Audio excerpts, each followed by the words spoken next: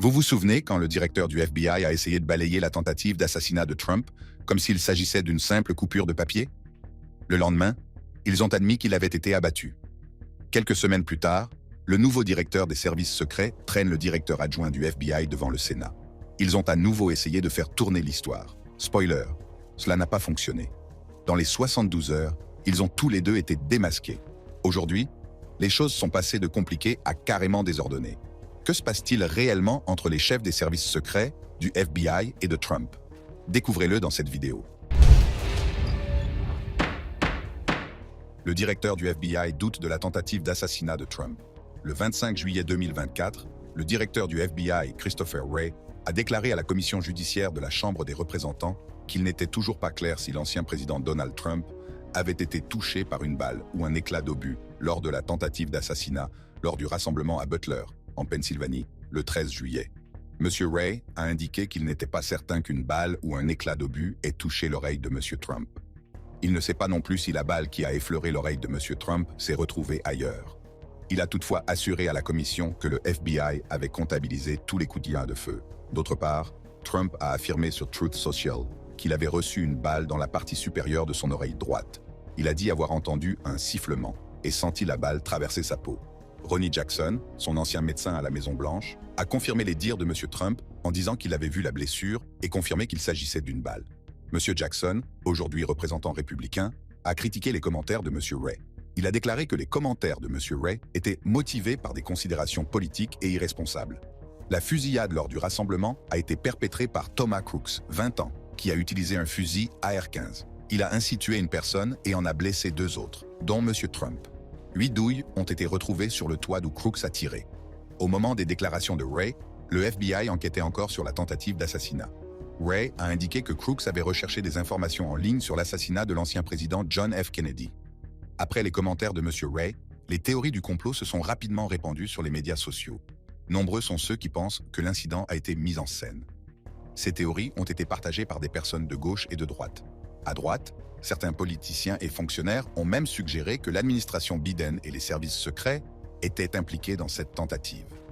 Ils ont affirmé que l'accent mis par l'administration Biden sur la diversité, l'équité et l'inclusion dans le recrutement avait affaibli la formation des services secrets, ce qui avait entraîné des défaillances en matière de sécurité.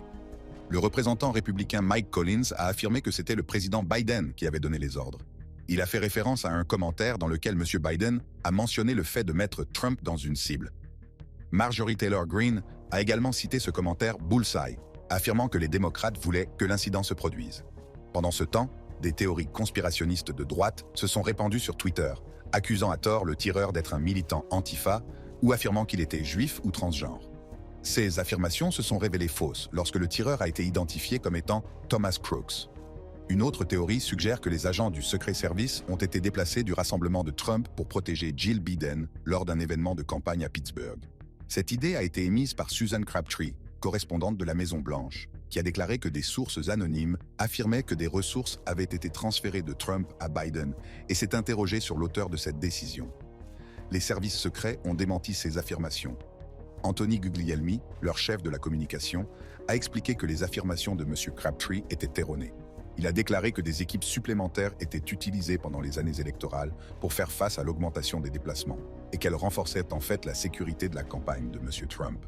Certaines personnes se sont demandé si Trump n'avait pas simulé la tentative d'assassinat pour s'attirer la sympathie. Dimitri Mellorn, conseiller du donateur démocrate Reid Hoffman, a envoyé un courriel à des journalistes suggérant que la fusillade aurait pu être mise en scène pour des séances de photos et pour susciter la controverse. L'actrice Amanda Seales a également fait allusion à cette théorie dans un message sur les réseaux sociaux, aujourd'hui supprimé. Sur Twitter, l'idée d'une mise en scène de la fusillade a fait son chemin, notamment parmi les utilisateurs de gauche qui ont partagé des théories conspirationnistes. Ils ont parlé d'une opération false flag et l'ont surnommée Blue Anon, comme canon. Ces théories affirmaient que la fusillade était fausse, suggérant notamment que le sang de Trump avait été mis en scène et que la mort de la victime était un coup monté pour rendre l'événement plus réel. Un sondage réalisé par GL Partners a montré que 21% des personnes pensent que le FBI est derrière la tentative d'assassinat, un tiers des républicains étant de cet avis. Cette suspicion vient du fait que Trump et ses partisans ont attaqué le FBI, ce qui a incité de nombreuses personnes à se méfier des agences fédérales. Les médias sociaux, en particulier Twitter, ont joué un rôle important dans la diffusion des théories du complot. Ils ont recommandé des messages contenant des affirmations sans fondement, de la haine et des insultes, qui ont été vus des millions de fois et ont alimenté la désinformation. Le 26 juillet 2024, le FBI a confirmé qu'une balle avait touché l'ancien président Trump lors de la tentative d'assassinat. Ils ont déclaré que la balle, qui pouvait être entière ou brisée en morceaux, provenait du fusil du tireur décédé. M. Trump et ses partisans ont été scandalisés par les premières remarques de M. Wray, qui ont alimenté les théories du complot. M. Trump a publié sur Truth Social qu'il avait été touché par une balle dans l'oreille, et non par du verre ou des éclats d'obus, et l'hôpital a confirmé qu'il s'agissait bien d'une blessure par balle. Il a critiqué le FBI pour avoir perdu la confiance des Américains. La confirmation qu'une balle a touché Trump a permis de clarifier l'enquête sur la tentative d'assassinat. L'adjoint de Wray, Paul Abbott, a clarifié la situation le 30 juillet 2024, lors d'une audition au Sénat. Il a fourni de nouveaux détails sur Thomas Crooks. Abbott a mentionné 2 comptes de médias sociaux liés à Crooks, un de 2019-2020 et un autre de Gab. Le premier compte contenait plus de 700 commentaires qui semblaient témoigner d'opinions antisémites, d'opinions anti-immigration et d'un soutien à la violence politique. Le FBI vérifie encore si ce compte est bien celui de Crooks, mais il a voulu partager cette information pour explorer les motivations possibles de Crooks. M. Abbott a indiqué que le compte Gab avait des points de vue différents. Andrew Torba, PDG de Gab, a souligné que ce compte soutenait en fait le président Biden et ses politiques d'immigration, ce qui va à l'encontre des affirmations du FBI. M. Abbott a fait le point sur l'enquête, indiquant que le FBI avait interrogé plus de 460 personnes, effectué des perquisitions et saisi des appareils électroniques. Il a souligné que l'enquête visait à découvrir les raisons du crime, à identifier d'éventuels complices et à reconstituer les actions de Crooks. M. Abbott a assuré qu'aucune possibilité n'avait été écartée et que toutes les pistes étaient toujours explorées. Abbott a également détaillé les activités de Crooks avant la tentative d'assassinat, y compris sa recherche en ligne sur quelle était la distance entre Oswald et Kennedy, sa visite sur le site du rassemblement une semaine auparavant et son entraînement dans un stand de tir la veille. En outre, Abbott a indiqué que des engins explosifs avaient été trouvés dans le véhicule et au domicile de Crooks et qu'un détonateur avait été trouvé sur lui. Abbott n'a pas été le seul à témoigner. Le nouveau directeur des services secrets, Ronald Rowe, a également témoigné. Mais peu de temps après, un dénonciateur a révélé son implication dans la fusillade de Trump. Voyons tous les détails. Le rôle des services secrets dans la tentative d'assassinat. Ronald L. Rowe Jr. est devenu directeur intérimaire des services secrets le 23 juillet 2024, après le départ de Kimberly Cheatle. Rowe a une longue carrière dans le domaine de l'application de la loi. Il a commencé comme officier de police à West Palm Beach, en Floride. Il a obtenu un diplôme en criminologie et en justice pénale à l'Université du Maryland en 1994 et a rejoint les services secrets en 1999. Au sein du Secret Service, M. Rowe a travaillé au sein du Presidential Protective Detail de 2004 à 2008. Il a ensuite travaillé pendant 3 ans pour la Commission judiciaire du Sénat américain. En 2011, il a été conseiller en matière de sécurité nationale et d'application de la loi, aidant le Conseil de sécurité nationale à lutter contre l'espionnage économique et le vol de la propriété intellectuelle dans d'autres pays. En 2013, il a rejoint le Conseil national du renseignement et a dirigé la création d'importants rapports auxquels les agences de renseignement américaines accordent une grande confiance. En 2016, il a organisé un événement majeur en matière de sécurité auquel ont participé plus de 7000 personnes de différents niveaux de gouvernement. De 2017 à 2018, il a occupé le poste de sous-directeur adjoint pour les affaires intergouvernementales et législatives, avant de devenir sous-directeur adjoint pour les opérations de protection. En 2021, il est nommé chef de cabinet du directeur. En avril 2023, il est promu directeur adjoint des services secrets, où il s'occupe des opérations quotidiennes, définit de nouvelles politiques et introduit de nouvelles technologies. Aujourd'hui, en tant que directeur par intérim, M. Rowe dirige plus de 7800 employés et supervise les activités de protection et d'enquête de l'agence. Ses débuts ont été difficiles en raison de la faille de sécurité survenue lors de la tentative d'assassinat de Donald Trump. Il a témoigné devant le Congrès, a admis les erreurs de l'agence et s'est engagé à rétablir la confiance.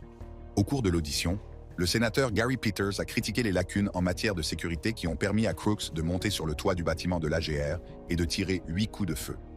M. Peters a déclaré que ces défaillances étaient inacceptables et a souligné l'importance de protéger les candidats politiques et les participants au rassemblement. Le sénateur Rand Paul, premier républicain de la commission, a abondé dans ce sens. Il a qualifié ce manquement à la sécurité de problème majeur et a insisté sur la nécessité de déterminer comment cela s'est produit, qui est responsable et comment éviter que cela ne se reproduise à l'avenir. M. Paul a souligné que le toit et le terrain n'étaient pas protégés et que M. Trump a été autorisé à s'exprimer malgré le danger. Il souhaite également que les responsables soient tenus de rendre des comptes. Le sénateur Dick Durbin, démocrate de l'Illinois et président de la commission judiciaire, s'inquiète de la facilité avec laquelle les gens peuvent se procurer des fusils de type AR.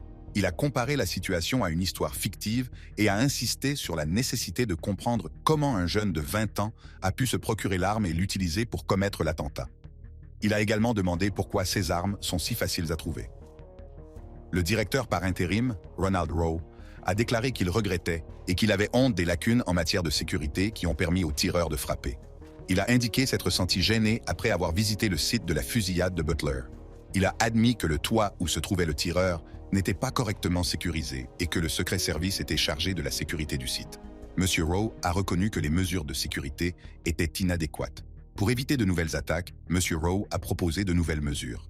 Il souhaite que plusieurs superviseurs examinent chaque plan de sécurité afin de couvrir toutes les menaces potentielles. Il souhaite également améliorer la communication avec la police locale, car il y a eu des problèmes de connexion téléphonique et radio pendant le rassemblement. Le sénateur Dick Durbin, qui dirige la commission judiciaire, s'inquiète de la sécurité de la prochaine convention nationale du Parti démocrate à Chicago. Il souhaite savoir si les services secrets et la police sont prêts à faire face à d'éventuelles manifestations et perturbations. Il s'inquiète de savoir s'ils disposent de suffisamment de ressources pour assurer la sécurité. M. Rowe a assuré au sénateur Durbin que la sécurité était prise très au sérieux. Il a indiqué que le personnel avait été renforcé, qu'un centre de commandement avait été mis en place à Chicago et qu'il collaborait avec les agences locales et fédérales pour garantir la sécurité de l'ensemble. Le sénateur Ted Cruz, républicain du Texas, a eu un échange houleux avec M. Rowe. M. Cruz a critiqué les services secrets pour leur défaillance en matière de sécurité et a affirmé qu'ils avaient ignoré les demandes de l'équipe de M. Trump. M. Rowe a déclaré que toutes les demandes pour le rassemblement de Butler avaient été approuvées, mais qu'il fallait parfois faire appel à la police locale si les ressources n'étaient pas disponibles. M. Cruz a accusé l'administration Biden de laisser la politique affecter les services secrets, mais M. Rowe a insisté sur le fait qu'il n'était pas politique. M. Cruz a également demandé pourquoi Robert F. Kennedy Jr., candidat à la présidence, n'avait pas bénéficié plus tôt de la protection des services secrets. M. Rowe a expliqué qu'il existe une procédure standard pour cela. M. Cruz a affirmé que les ressources des services secrets avaient été déplacées du rassemblement de M. Trump à un événement avec la première dame Jill Biden à Pittsburgh. Mais M. Rowe a démenti cette affirmation. Le débat s'est poursuivi avec Cruz, qui a demandé pourquoi on ne lui avait pas donné le nombre d'agents pour Trump et Biden. M. Rowe a répondu qu'il fournirait cette information. Dans un autre moment de tension, le sénateur Josh Hawley du Missouri a poussé M. Rowe à licencier ceux qui avaient pris de mauvaises décisions. M. Rowe a répondu qu'il préférait attendre que l'enquête révèle qui était en tort. Hawley n'a cessé de demander pourquoi personne n'avait encore été licencié. M. Rowe a répondu qu'il avait besoin de connaître tous les détails avant de prendre des décisions. Il a promis à Hawley que les responsables seraient tenus de rendre des comptes. Cependant, personne n'a vu venir la possibilité que Rowe lui-même soit tenu pour responsable. 3 jours après l'audition, une source anonyme a accusé M. Rowe de faute grave. Selon cette source, M. Rowe n'a pas respecté les procédures normales en ne demandant pas à la division de la contre-surveillance des services secrets de vérifier le site du rassemblement à Butler, en Pennsylvanie, avant l'événement. La source a également affirmé que M. Rowe avait ordonné une réduction de 20% du personnel du CSD. Le sénateur Josh Hawley a confirmé cette affirmation dans une lettre adressée à M. Rowe, ajoutant que le dénonciateur avait également affirmé que M. Rowe avait exercé des représailles à l'encontre des agents des services secrets qui avaient soulevé des questions de sécurité concernant les événements organisés par M. Trump. Les affirmations du dénonciateur ont mis les gens en colère et beaucoup ont exigé la démission ou le licenciement de M. Rowe. La situation a également donné lieu à des débats sur d'autres problèmes au sein des services secrets, comme le favoritisme, la punition des dénonciateurs et les mauvaises pratiques d'embauche. Avant Rowe, son prédécesseur, le directeur Cheatle, s'est également attiré les foudres de l'opinion publique. L'hésitation de Mme Cheatle à démissionner immédiatement après l'incident a contrarié de nombreuses personnes, non seulement les législateurs, mais aussi le grand public.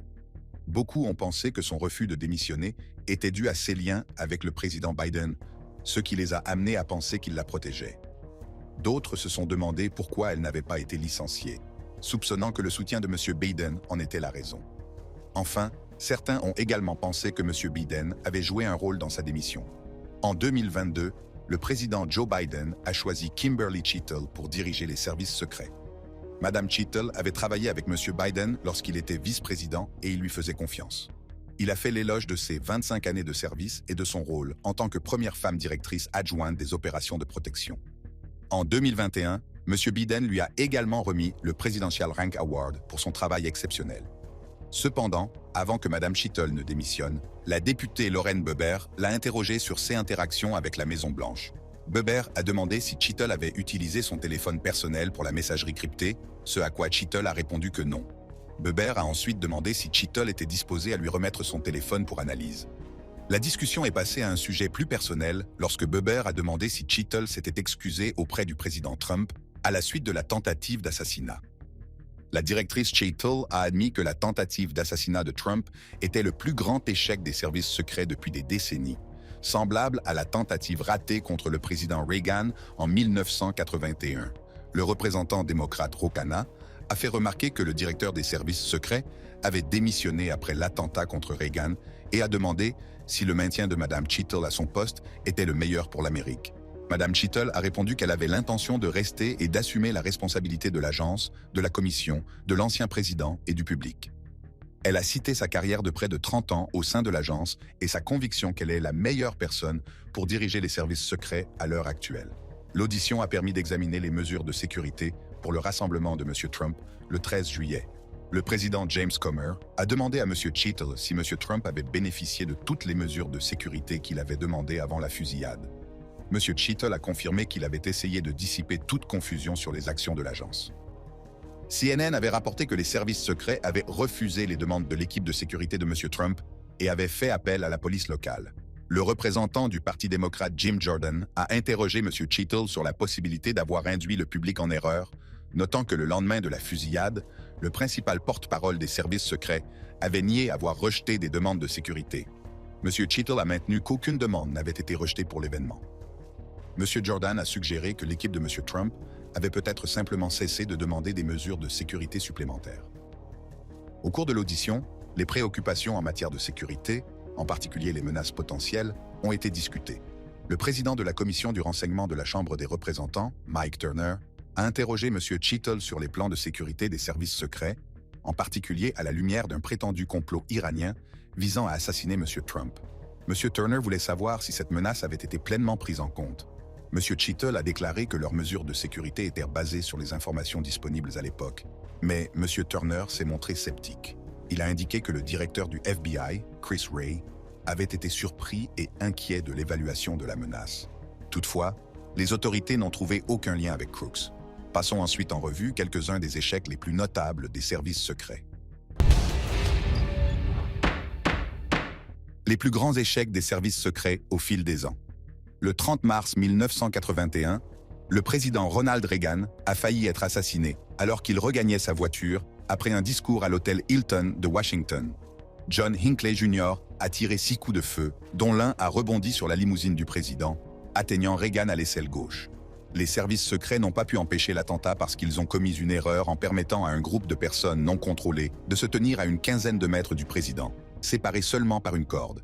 Hinckley avait déjà contourné 2 niveaux de sécurité destinés à protéger le président. Les contrôles de la police locale, suivis par les agents du Secret Service munis de détecteurs de métaux, puis par les agents entourant le président. En raison de cette faille de sécurité, 4 personnes ont été blessées. Le président Reagan, le secrétaire de presse de la Maison-Blanche James Brady, l'agent des services secrets Tim McCarthy et l'agent de police Thomas Delahanty. Tous ont survécu, mais Brady a subi des lésions cérébrales permanentes qui l'ont laissé handicapé.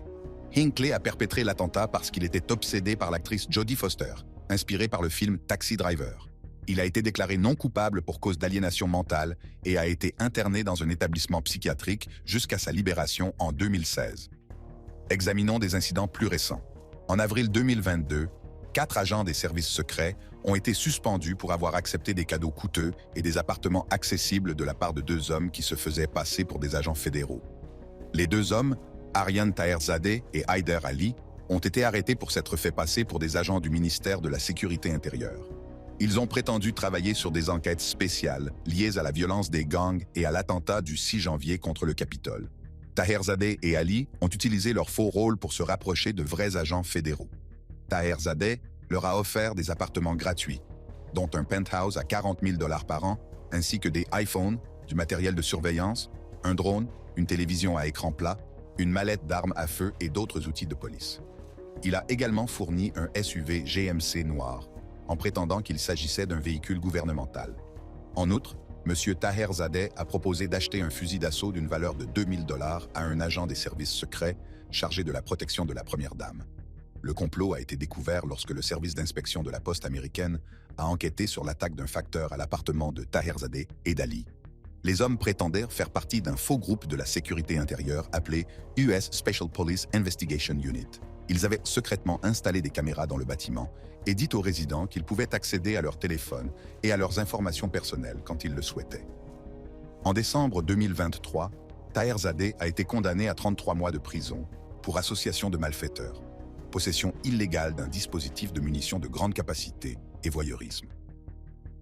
Il a également dû payer plus de 700 000 $ de dédommagement. Ali a été condamné à plus de 5 ans de prison en août 2023. En avril 2012, juste avant que le président Barack Obama ne se rende en Colombie pour le sommet des Amériques, il est apparu que des agents des services secrets avaient amené des femmes, dont certaines prostituées, dans leur chambre d'hôtel. L'incident s'est produit à Cartagena, où 11 agents américains et quelques militaires faisaient la fête dans un club de striptease appelé Play Club. Ils ont payé 60 $ chacun pour ramener des femmes à leur hôtel. Le lendemain, l'une des femmes a demandé plus d'argent, ce qui a déclenché une dispute. Le directeur des services secrets, Mark Sullivan, s'est montré furieux de ce que les agents avaient fait et a promis de mener une enquête approfondie. Les 11 agents se sont vus retirer leur habilitation de sécurité et ont été mis en congé. L'incident a mis dans l'embarras les services secrets qui se targuent d'être discrets et professionnels. Il a également assombri la visite de Barack Obama le lendemain. M. Obama a déclaré qu'il serait en colère si les rapports étaient vrais et a qualifié les agents de tête de nœud. Le scandale a durement touché les services secrets.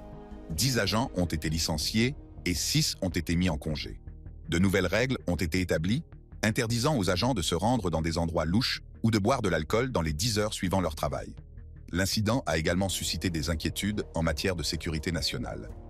La sénatrice Susan Collins s'est demandé si les femmes impliquées ne représentèrent pas une menace, en posant éventuellement des mouchards ou en manipulant des armes. Toutefois, une enquête du commandement sud des États-Unis n'a trouvé aucune preuve que les actions des agents aient compromis la sécurité nationale ou des informations sensibles.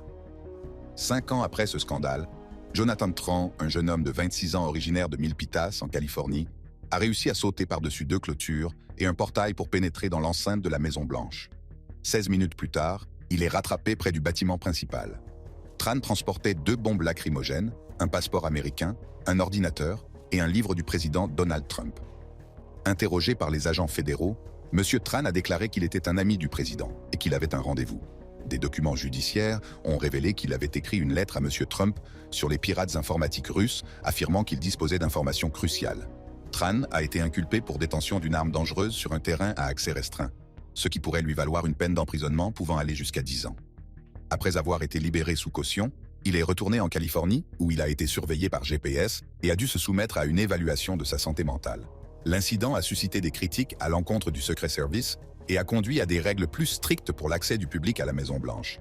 Ce fut particulièrement difficile pour l'agence, qui devait encore faire face aux conséquences d'une intrusion en 2014, au cours de laquelle un intrus avait réussi à pénétrer loin à l'intérieur de la demeure. L'incident a impliqué un homme nommé Omar Gonzalez. Il s'agit d'un vétéran de la guerre d'Irak souffrant du syndrome de stress post-traumatique qui a sauté par-dessus la clôture de la Maison-Blanche avec un couteau. Il a maîtrisé une agente des services secrets et est parvenu à pénétrer dans la salle Est avant d'être arrêté par un agent qui n'était pas en service. Gonzalez a été accusé d'être entré dans un bâtiment à accès restreint avec une arme, d'avoir porté une arme en dehors de son domicile et d'avoir détenu des munitions. En mars 2015, il a plaidé coupable pour ces 2 délits et a été condamné en juin 2015 à 17 mois de prison et 3 ans de mise à l'épreuve. Les services secrets ont d'abord affirmé que M. Gonzalez avait été arrêté à l'entrée, mais il s'est avéré qu'il était allé beaucoup plus loin à l'intérieur. Une alarme située près de l'entrée, censée alerter les gardes, a été désactivée parce que le bureau des huissiers l'a jugée gênante. Cet incident est l'une des nombreuses défaillances de la sécurité à la Maison-Blanche et a conduit à la démission de la directrice des services secrets, Julia Pierson, le 1er octobre 2014. 3 ans avant cet événement, Oscar Ramiro Ortega Hernandez, âgé de 21 ans et sans emploi, a tiré 7 coups de feu sur la Maison-Blanche à l'aide d'un fusil semi-automatique. Il avait quitté son domicile d'Idaho Falls 3 semaines plus tôt, prétextant un voyage d'affaires. Cependant, il est devenu de plus en plus paranoïaque, fulminant contre le gouvernement américain et exigeant que le président Obama soit arrêté. Le jour de la fusillade, quelqu'un a signalé à Ortega Hernandez un comportement suspect dans un parc. La police l'a interrogé, mais comme il a refusé qu'on fouille sa voiture et qu'il n'y avait pas de raison claire de l'arrêter, elle s'est contentée de prendre sa photo et l'a laissé partir. Ce soir-là, Ortega Hernandez a garé sa Honda noire dans une rue fermée près de la Maison-Blanche et a tiré sur celle-ci depuis sa voiture. Ces balles ont endommagé une vieille fenêtre et son cadre, et certaines ont touché le toit, provoquant la chute de petits morceaux de béton et de bois. Au moins 7 balles ont touché la partie supérieure de la Maison-Blanche.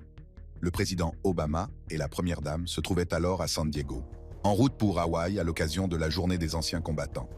Leur fille cadette, Sacha, et la mère de la première dame se trouvaient à la Maison-Blanche, tandis que leur fille aînée, Malia, devait rentrer bientôt après être sortie avec des amis. Les services secrets ont réagi rapidement et ont cherché un tireur, mais un superviseur a pensé que le bruit provenait d'une voiture qui pétaradait et leur a dit d'arrêter les recherches. Il a fallu 4 jours aux services secrets pour se rendre compte que des balles avaient touché la Maison-Blanche après qu'une femme de ménage eut trouvé des débris de verre et de ciment sur le sol. Ortega Hernandez a été arrêté dans un hôtel d'Indiana, en Pennsylvanie, après que quelqu'un l'a reconnu et a appelé la police. Il a été inculpé de tentative d'assassinat, mais a fini par plaider coupable pour des charges moins lourdes et a été condamné à 25 ans de prison. Si vous avez aimé cette vidéo, cliquez sur la carte qui s'affiche en ce moment sur votre écran pour accéder à d'autres vidéos.